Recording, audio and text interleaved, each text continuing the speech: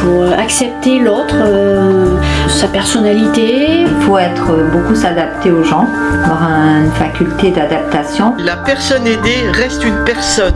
Il faut être très à l'écoute. Physiquement, il faut aussi être assez solide. C'est un métier qui est difficile, physiquement et psychologiquement.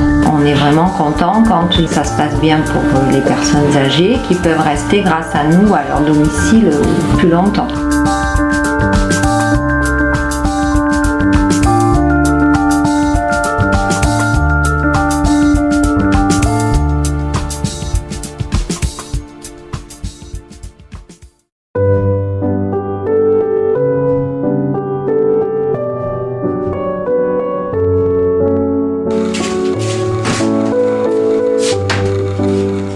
Aide. Action d'intervenir en faveur d'une personne en joignant ses efforts aux siens, nous apprend le petit Robert. Exemple, apporter, offrir son aide à quelqu'un, venir à l'aide de quelqu'un, demander, recevoir de l'aide. Le petit déjeuner est prêt.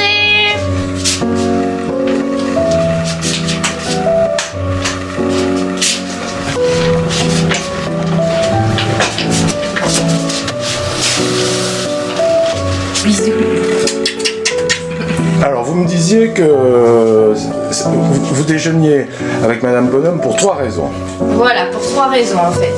La première, c'est pour vérifier que madame ne s'endorme pas sur son petit déjeuner, parce que c'est déjà arrivé.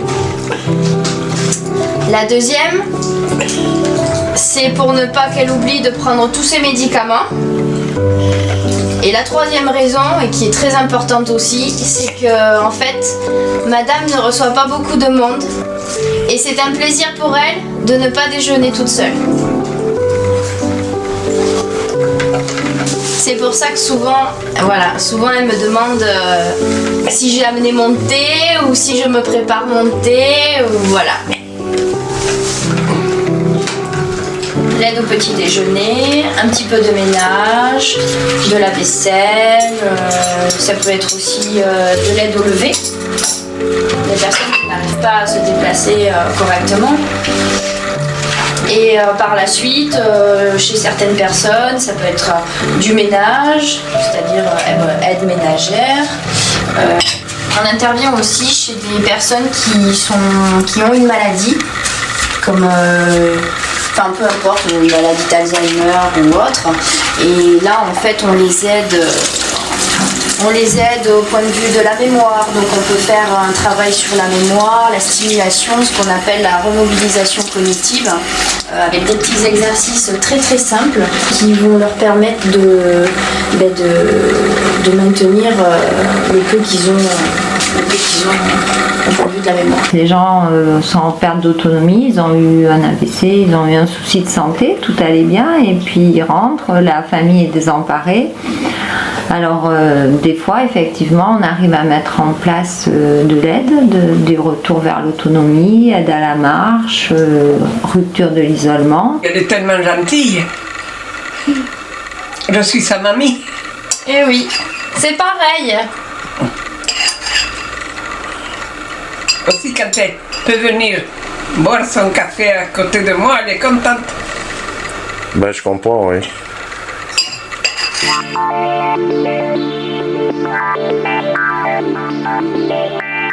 Pendant que les auxiliaires de vie et les aides-soignantes attaquent leur tournée marathon, Nicolas commence à distribuer les repas.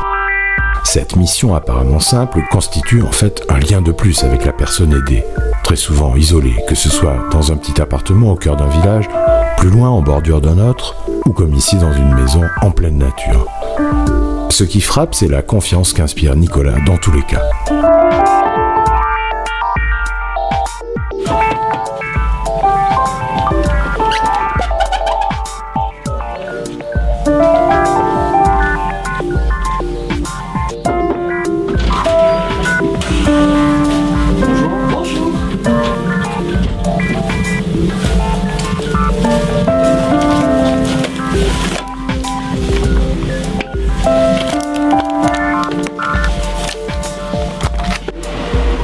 Ça nous fait un passage de plus à domicile puisque Nicolas ne se contente pas de laisser les repas devant les portes.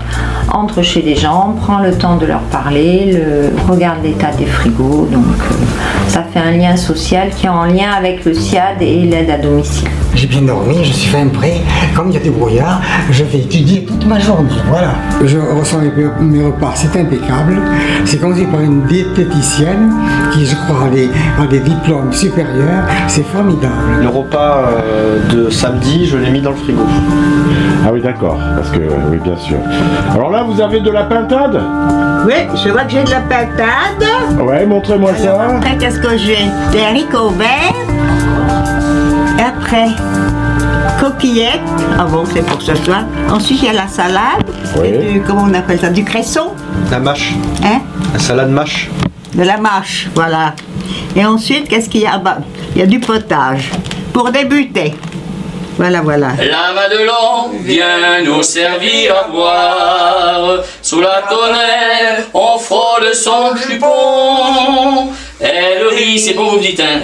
C'est elle sait faire. Madelon, Madelon, Madelon. En même temps, on fait de la thérapie. C'est vrai. Hein, et voilà, quand le moral il est pas là, hop, le ténor il passe, et après vous me dites toujours ça va mieux. Hein? Faut être très à l'écoute. Parce qu'on a beaucoup de soutien psychologique auprès d'une population qui est affaiblie. La personne âgée, l'âge, les pathologies. Donc il faut être très à l'écoute. Elle rit, c'est tout le mal qu'elle sait faire. Madelon, Madelon, Madelon. Il faut accepter l'autre, sa personnalité, parce qu'on intervient quand même au domicile de ces gens-là. C'est pas eux qui viennent à l'hôpital, c'est nous qui venons chez eux. Donc on est obligé c'est par respect. On se doit d'écouter la personne quand elle a besoin de quelque chose. La SAD a été créée il y a 41 ans maintenant par un médecin et un groupe de religieuses à Savignac-les-Églises. Et est devenue ASSAD après la loi du 2 janvier 2002 qui a complètement modifié le métier de l'aide à domicile, puisque l'objectif est de le faire aller dans le champ carrément médico-social. On a maintenu notre activité malgré la politique de la CARSAT et malgré également le baisse du nombre d'heures et la politique du Conseil général, avec le passage de plus en plus lors des renouvellements de contrat du simple service d'une mobilité sociale face à l'enjeu majeur qu'est le vieillissement de la population.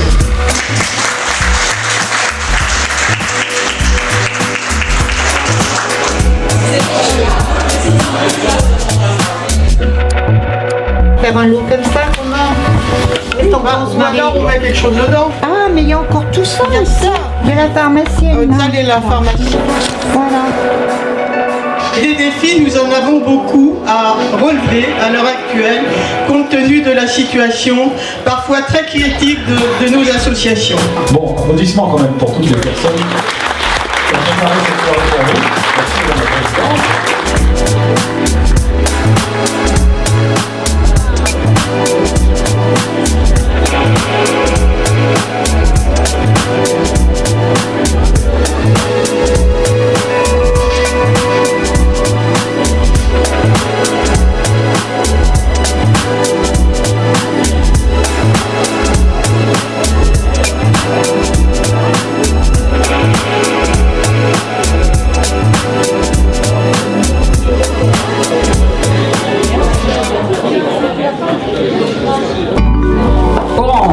Orange 77. Le 77 est le